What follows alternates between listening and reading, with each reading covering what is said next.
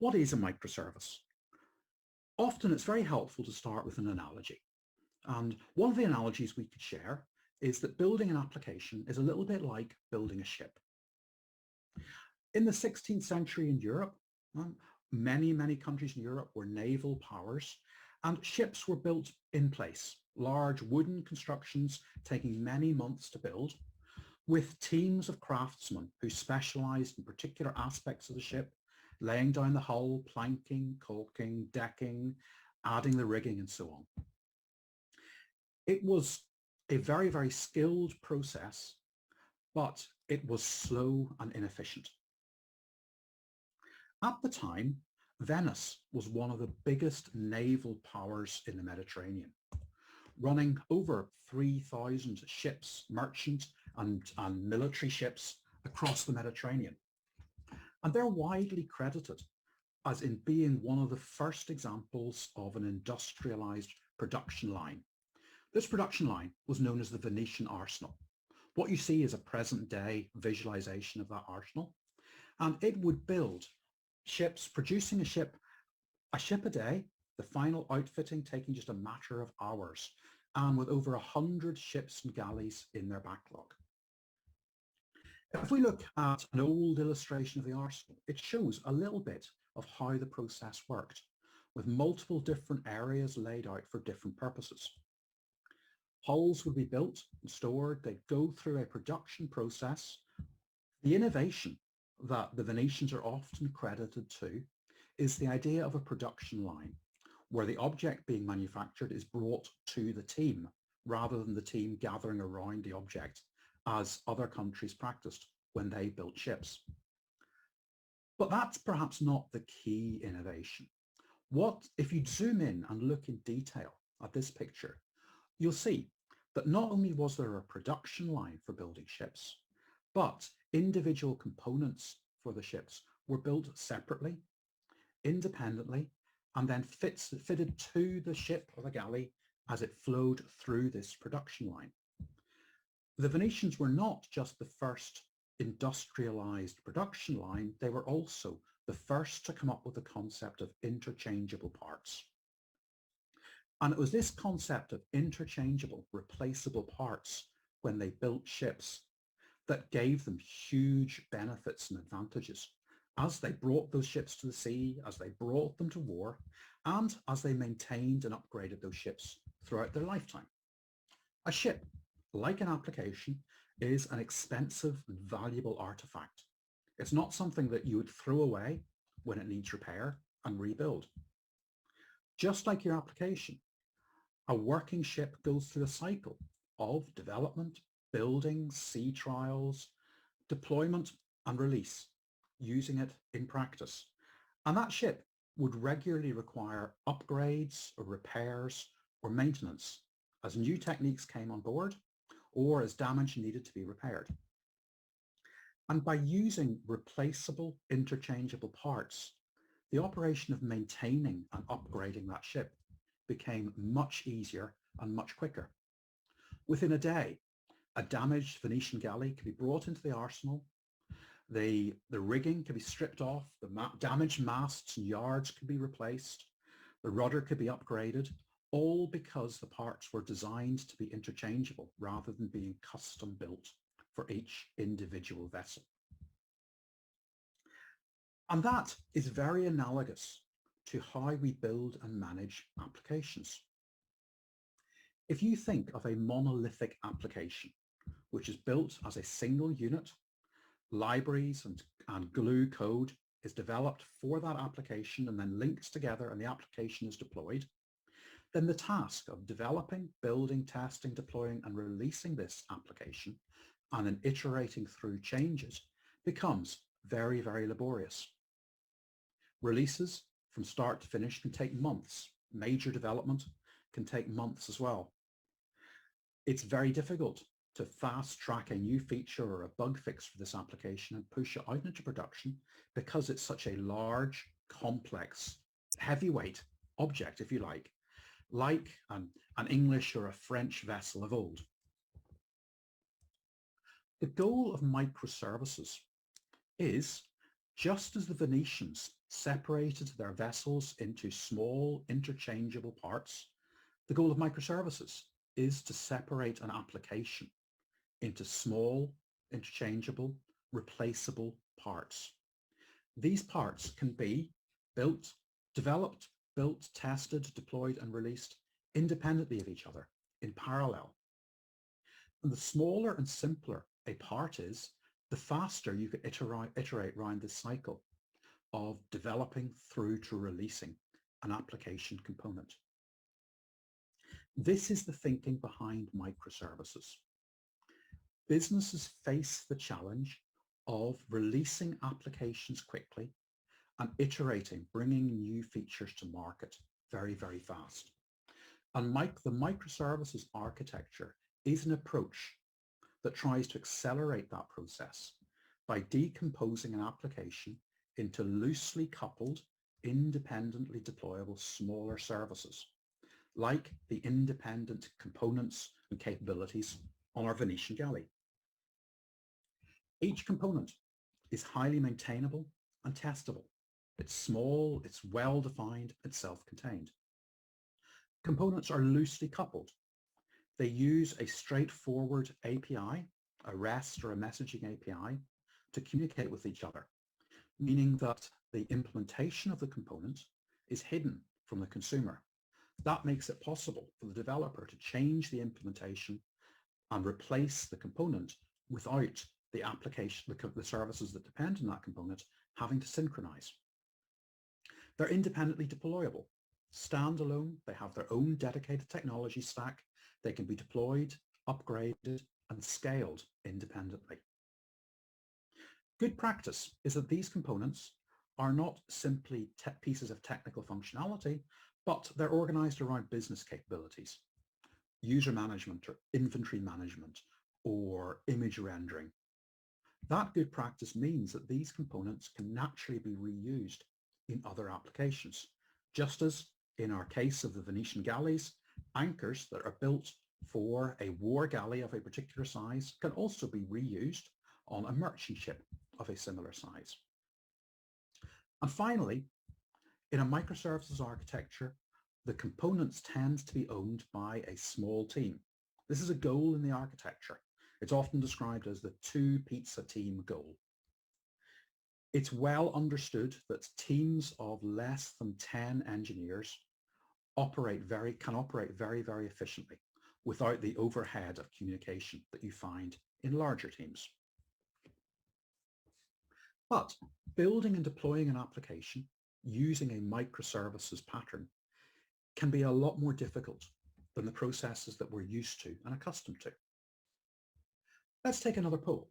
I'm curious to know from our audience today, for those of you who said that you are deploying and operating microservices in production, what do you find are the biggest concerns that you have? Is it around training and knowledge? It's a new approach. It's very, very difficult to learn the skills. Are the challenges you find in production around visibility, maybe around security, or maybe in production, the challenges of running with large applications and multiple teams? Or are you one of the few unicorns who are very, very confident with what you're doing? You feel that you know what you're doing, everything's working, and you're satisfied with the processes that you have for operating microservice applications. Let's see what the result is. Let's give it a second. And we'll see how people have voted. So yeah, we're finding, as we find with many other audiences that we speak to, that although the promise of microservices is real and people capture what that promise is, the reality of getting there is difficult. And the challenge of getting there being difficult is because there are a lot of new technologies, a lot of new processes, and a lot of new ways of working that you need to get on top of. You're changing the architecture from a classic, well understood monolithic architecture to a distributed microservices architecture. You're using different protocols. They're simpler, they're more lightweight, but there's a learning curve. The way that you look at the applications are different, the way that you automate, and the way that the culture that you need to support those applications is different. There are some pieces of technology that have emerged as being key to almost every microservice deployment. And as we're talking through the fundamentals, let's just stop and reflect briefly on these two pieces of technology. The first piece of technology that we see in just about every microservices initiative is the concept of a container. As we think about microservices and we think about interchangeable, replaceable parts, the way that those parts are packaged is really important. If we have the right format for packaging those parts, then it's easy to replace one part with another. And the format that's emerged is that of a container. You can think of a container as being a very, very lightweight virtual machine, but so much more lightweight that it allows new ways of working. A container takes the bare minimum that you need for an application, and it packages it up as a single artifact with the application code and runtime, any unique libraries that particular service requires, and a specification of the dependencies, the networking, the storage, the memory, the CPU that this container needs. And the great thing about a container is that it's very, very quick to build, and it is typically very, very small in terms of size. It's not like a virtual machine. A container is small enough that you can store it inside inside some sort of repository. You can copy it across the network. You can deploy it to the cloud without the overhead of having to move multiple gigabytes of data. And for that reason, people have developed pipelines where the code, when it's built, is packaged as a container. And that container then flows through the rest of the CI/CD pipeline, where it's tested, it's deployed, and it's operated. So that becomes your deployable component, your replaceable part. And a container needs to run on some sort of runtime platform. The runtime platform that's emerged is, of course, Kubernetes. Kubernetes is not the platform in its own right. Kubernetes is an orchestrator that brings together lots of different technologies. With Kubernetes, you have a master, which provides the APIs and schedulers and the various operations to run the Kubernetes environment. And you have a series of nodes. These nodes are where the containers run. Kubelet is a service that's used to push things to control nodes, and kubeproxy is another service that sets up a flat network across these nodes onto which the containers are deployed. They communicate over that internal flat network. For external access, for a user to access the service from outside, then there's typically an Ingress Controller, which provides a bridge between the internal network and the outside world. And there may be multiple tiers of infrastructure data plane, load balancers, web application firewalls, DNS systems that control how traffic is routed to the Ingress Controller. If you were to think of a production-grade Kubernetes environment, then there are three aspects that you'll want to consider. First of all, we can look at the developer's workflow from code to platform. And there is a large, almost confusing selection of technologies that you can pick from in order to build the pipeline that takes your application, packages it up as a container, puts it in some sort of artifact repository, implements a pipeline with testing and automation to push that container, or in Kubernetes speak, the pod, onto the runtime, and at the same time, automatically configure the data plane in front to route traffic to the application. And in parallel, you'll think about the operations challenges. Once the application is on that environment, what needs to be done in order to effectively operate it? How is security automated? How is authentication automated? How do you monitor and instrument the application? And how do you handle the logs from the application components? The users, so this is the third part of our story, the users access the application through a series of data plane components. There may as I mentioned, be infrastructure-centric data plane components, edge firewalls, edge load balancers, DNS, and global traffic management solutions. And then there will be application data plane components. These components are tightly integrated with the application itself.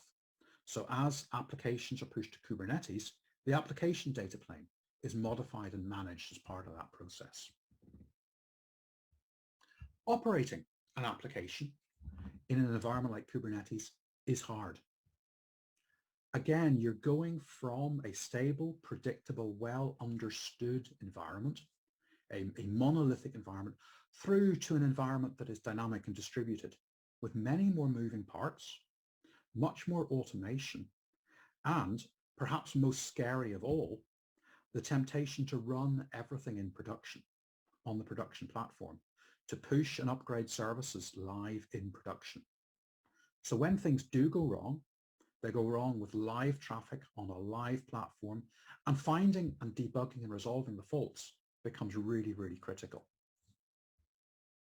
In order to do this, in order to achieve stability and predictability and a true production grade environment, the key thing that you need to be able to understand how to automate and control is the data plane. This is the thing that connects end users to the individual services of your microservice application and also connects those individual services to each other. And so for the rest of this webinar, we're going to talk through a couple of the technologies and the practices that you would use in order to automate and scale and control the data plane to give you predictability and performance for your distributed microservice application.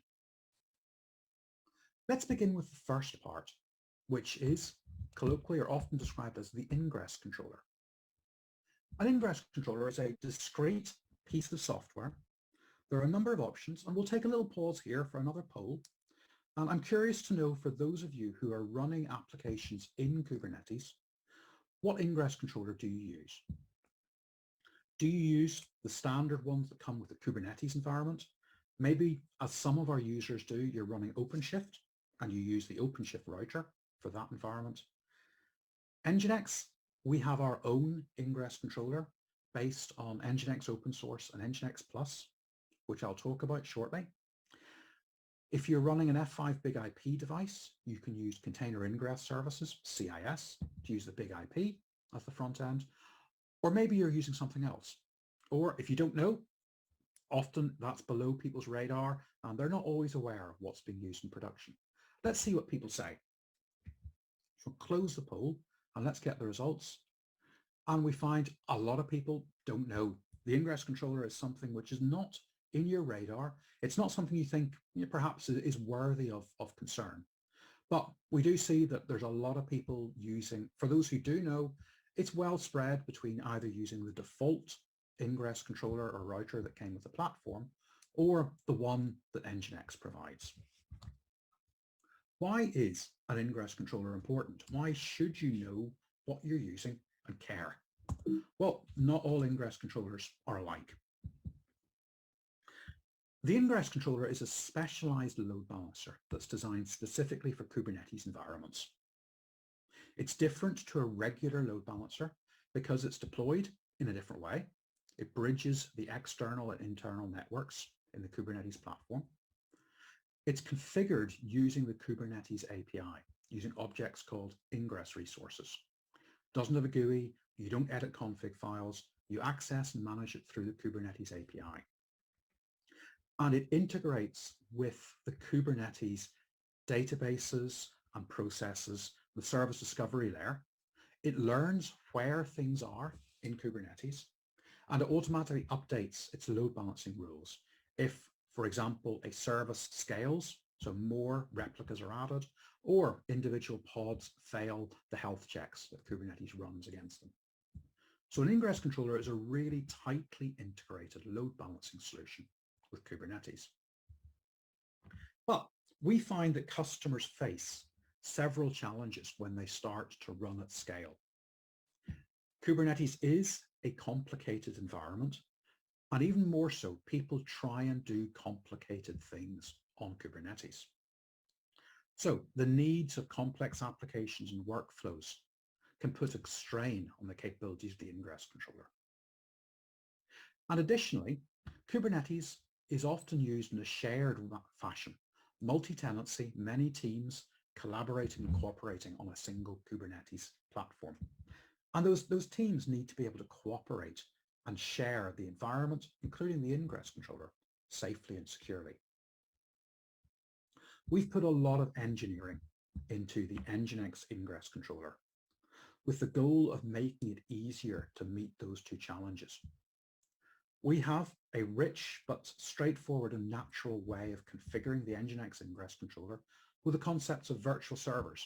These are objects you publish to Kubernetes that represent your application and the rules that should be used in order to route traffic to that application, including rules that can do things like respond directly if a user enters the wrong URL, redirect to a different service, proxy across multiple different services, and we allow you to take that configuration and split it up and delegate it for reasons that will become clear in a moment.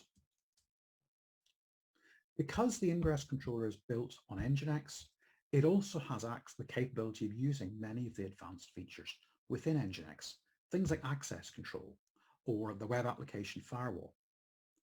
And these are configured through separate standalone policies that can be referenced from the NGINX Ingress resource.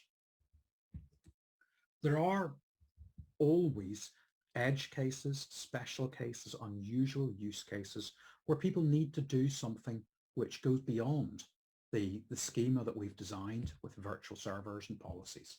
And in that case, we make it easy for people to directly edit the NGINX configuration by adding snippets in various places. This rich way of configuring the Ingress controller means that we can meet many of the complicated use cases that are referred to. Conditional routing means that you can run dev and production workloads in production and switch traffic based on, for example, where a user is coming from or the cookies that they have. Rate limiting allows you to protect applications that might be vulnerable to spikes of traffic, or to limit greedy clients that might be trying to, for example, crawl an API and send large numbers of requests. The integrated web application firewall lets you protect from a range of attacks against known and unknown vulnerabilities, and to do that on the Ingress controller. So with the NGINX solution, you get a much richer set of functionality than you would with competing solutions.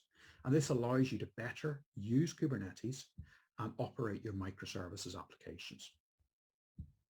But we did point out that Kubernetes is often used in a shared fashion. Multiple users have to cooperate and collaborate in order to build a configuration. And our Ingress resources are designed to support those use cases. So for example, an identity team in one namespace can define the WAF policies or the access control policies. Individual application teams have access to their specific configuration, but they don't have access to the NetOps-centric configuration that might represent the SSL termination and the endpoints, the entry points for applications. By being aware of namespaces and assembling the configuration flexibly across multiple namespaces, the NGINX Ingress controller allows you to meet some very, very complex and sophisticated use cases in a secure, scalable, and manageable fashion. The Ingress controller gives you great control over traffic coming into the application, but as you operate a microservices application on a Kubernetes platform, you'll find that many of the operational challenges that you face happen from within the application, not from the north-south traffic coming into it. And for this, the standard response that the Kubernetes community will give as to how do you address these complex use cases is to use a service mesh. Let's take another poll. A service mesh is an emerging and complex piece of technology. And I'm curious to know, of those in the audience who are running in Kubernetes, are you using a service mesh in production now? Is it something you're evaluating? Or are there other ones? Send things in the chat and let us know. Or if you don't know, that's a great answer too. So let's close this poll and see what's our audience's awareness and usage of a service mesh now. So a lot of people are not aware as to whether or not they're using a service mesh. There are, 20% of people are actively evaluating. A few people aren't and don't have any plans. Of the ones in production, then Istio is the most common one in production, and that resonates and chimes exactly with what we see when we talk to users in the field. The service mesh is a new piece of technology. Istio was one, not the first, but one of the early movers in service mesh technology, and their open source solution is currently one of the most widely deployed. When you talk about traffic and controlling the data plane in a Kubernetes or microservice environment, often you'll hear the terms north-south and east-west. North-south refers to the ingress and egress traffic coming into the application from outside. And that traffic, as we've seen, is well handled by the Ingress Controller. It provides a secure and reliable and persistent front end that users talk to in order to access the application. But the Ingress Controller rarely has a role to play for the east-west or internal traffic within the application. In our distributed microservice application, the Ingress Controller might forward a request to a front end, web UI, for example, but that web UI will need to talk to multiple other services using internal east-west requests. And a service mesh aims to improve the observability of those internal transactions, providing ways to control those transactions, to observe and monitor what's happening, and to layer security onto the transactions. Service meshes are new bits of technology. The processes and architectures are still emerging, and solutions like Istio tend to be very heavyweight and complex. The experience that we've heard from the field is that large organizations find there's a steep learning curve and needs to build a lot of internal expertise to operate something as complex as Istio. The mesh works by intercepting and controlling all of the transactions between individual pods in the Kubernetes environment. And the mesh may perform a number of different functions. It may secure those transactions by automatically encrypting them using mutual TLS or access control lists, so that it's not possible to snoop or impersonate transactions, and the mesh applies a strong security allow list and deny list approach to permit and deny traffic. The mesh will provide orchestration. It should integrate with the Kubernetes API, not be a standalone independent tool with its own APIs and its own management tools. By controlling traffic, the mesh can then manage all of the different use cases. So load balancing, circuit breaking, rate limiting, blue-green deployments. And with observability, a mesh should be able to measure the traffic, generate traces, provide real-time monitoring. A typical mesh is architected using a sidecar proxy approach. And here we're showing the architecture of the NGINX service mesh. Our service mesh is in public beta at the moment, with a GA release planned for the next, for the near future. And it is architected in a similar way to other contemporary service meshes. It works by auto-injecting a proxy into each individual pod or container on the Kubernetes environment. This is the sidecar proxy. We automatically inject NGINX Plus, and that proxy captures and manages all traffic coming into the pod and all traffic going out. We configure the proxies using a mutual TLS provider. We use Spire to manage the SSL certificates. to securely distribute the certificates and then encrypt the traffic between individual servers. We integrate with the standard Kubernetes ecosystem tools, Prometheus Grafana for metrics, open tracing for trace information, and with an API that's integrated into the Kubernetes API, you can then configure the capabilities that you want the mesh to apply. The allow lists, the deny lists, the advanced load balancing, the blue-green, the rate limits. Our mesh integrates cleanly through a common API with the NGINX Ingress Controller to perform ingress and egress functions for your environment. And this is very typical of other service meshes of this type. Just as the Ingress Controller allows you to implement certain use cases, a service mesh lets you implement use cases within the application. Mutual TLS lets you implement secure traffic. Tracing lets you easily debug transactions, understand the fan out and cascade that an incoming transaction causes within the application, and pin down on faults, either services that have failed or services with a high latency, where that latency then ripples through to create an overall latency burden. Or egress control. Use the service mesh to broker the traffic to external services to limit which services an application can talk to and the kinds of requests and transactions that they might send. As I mentioned, service meshes are a very new technology, and I would not recommend them for everybody at this stage.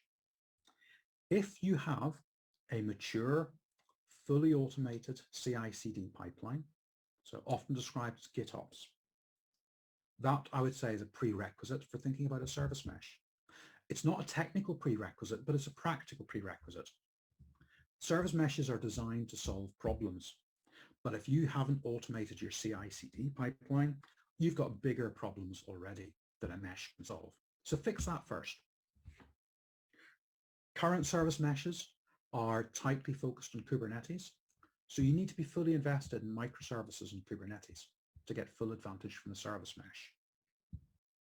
Meshes are designed to solve problems, or at least identify problems that come from fast-changing fluid environments.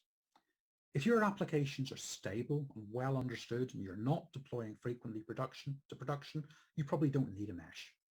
You probably understand the application well enough that the complexity of a mesh is not going to bring any additional benefits. If you don't need mutual TLS, then you may be able to get away without using a service mesh, because there are other ways that you can layer some of this functionality on top. And if a mesh is appropriate if you do need additional visibility of traffic interaction, and it's too burdensome to build that into each individual service or pod using standardized interfaces like Prometheus or the open tracing libraries. Service mesh promises to add those in a more industrialized fashion.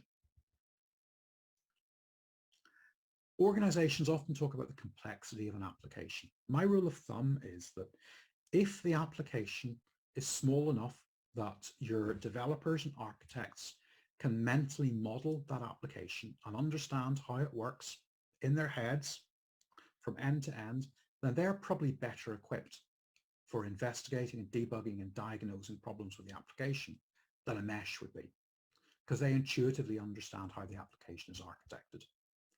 But once you get to the point where maybe you have more than 20 services, the service depth is more than three services deep, at that point it becomes too difficult to fully model and understand the application. And that is the state at which you may consider a service mesh to help support your Kubernetes deployments. So as we wrap our fundamentals of microservices session today, what have we learned? Well, I would venture that we've learned that microservices is a journey. It's not a destination. You can't check the box to say you have arrived with microservices. There are always things to learn, there are always things to improve, and the underlying technology is changing very, very quickly. Begin with microservices when you're at the point that you need to iterate and improve your application quickly.